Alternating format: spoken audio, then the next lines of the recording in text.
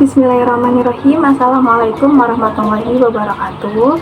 Sebelumnya izin memperkenalkan diri, nama saya Siti Anita Bella dengan NPM 21431015. Prodi Pendidikan Biologi, Fakultas Keguruan dan Ilmu Pendidikan, Universitas Hasan Samahiro. Yang saya hormati Bapak Dosen Didani Harja, selaku dosen pengampu mata kuliah Embriologi dan Reproduksi.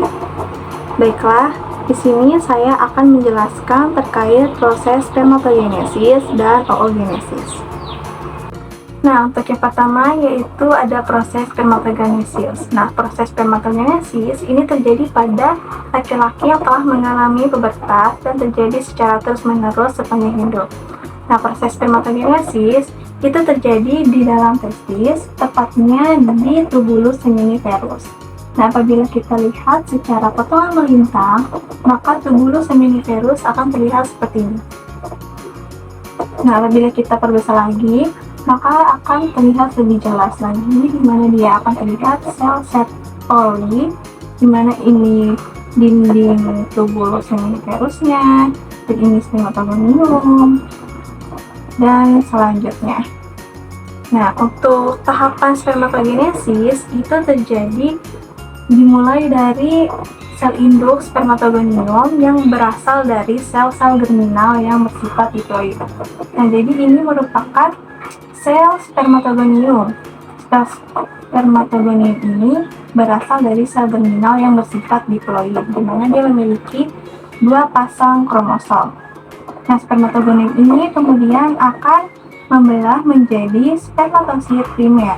Nah, spermatosit primer ini dia akan membelah lagi secara meiosis, akan membentuk menjadi spermatosit sekunder yang bersifat haploid.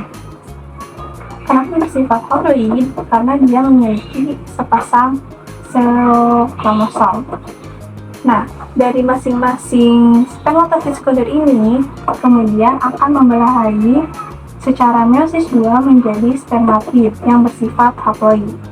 Nah, dari masing-masing spermatid ini kemudian akan berkembang dan berdiferensiasi menjadi spermatozoa atau sel sperma yang menjadi seperti ini.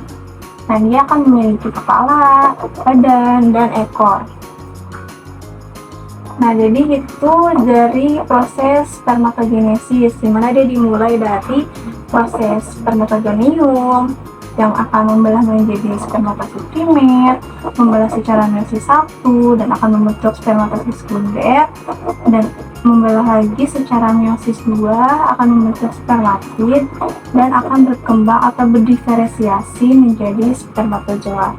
Nah, di sini ada bagian-bagian dari sel sperma. Nah, di mana di sini ada bagian kepala, ini bagian tengah atau bagian badan, dan ini adalah bagian ekor atau flagellum. Nah, jadi itu dia dari proses spermatogenesis. Untuk yang kedua yaitu proses oogenesis. Proses oogenesis merupakan proses pembentukan dan pematangan sel telur. Nah, proses oogenesis ini terjadi di ovarium. Yang bisa kita lihat, ini merupakan organ reproduksi pada wanita. Nah, ini merupakan ovarium. Nah, jadi tempat berlangsungnya proses oogenesis itu di ovarium. Tahapan proses oogenesis itu dimulai dari sel induk oogonium. Nah, ini merupakan sel induk oogonium. Nah, jika sel induk ini banyak, oogoniumnya banyak, itu disebut oogonia. Nah, oogonium ini kemudian akan membelah secara mitosis menjadi oosit primer. Nah, ketika sampai sini, maka proses ini berlangsung selama bayi masih di dalam janin dan bayi tersebut sampai melahirkan. Nah, proses ini akan terhenti ketika anak-anak dan remaja, ketika anak-anak sampai remaja. Nah, setelah itu kemudian akan berlangsung apabila remaja tersebut telah mengalami pubertas. Kemudian oosit primer akan membelah secara meiosis 1 menjadi oosit sekunder dan badan polar primer.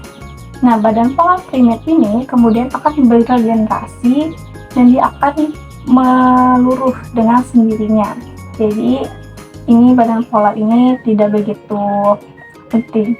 Nah, jadi untuk yang oosit sekunder ini kemudian akan membelah secara meiosis 2 menjadi ootit dan badan polar sekunder.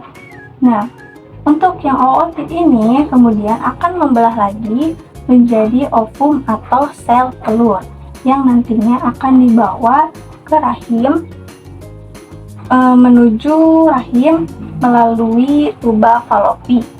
Nah, jadi setelah proses pematangan sel telur itu selesai, maka akan dibawa oleh tuba falopi melalui rahim. Nah, di sini ada 3 badan polar atau disebut sebagai polasid.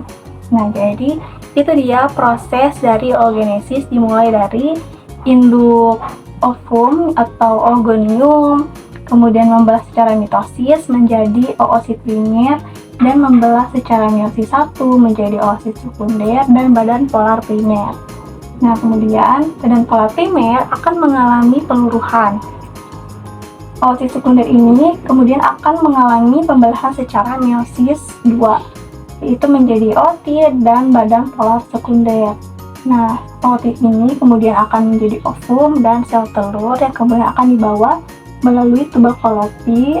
Nah, di sini ovarium. Ketika ovum telah melalui pematangan, maka akan dibawa melalui tuba falopi menuju rahim. Nah, jadi itu dia proses dari oogenesis. Nah, itu tadi penjelasan tentang proses spermatogenesis dan oogenesis. Semoga dapat bermanfaat. Kurang dan lebihnya saya mohon maaf. Wabillahi taufiq wal hidayah. Wassalamualaikum warahmatullahi wabarakatuh. Terima kasih.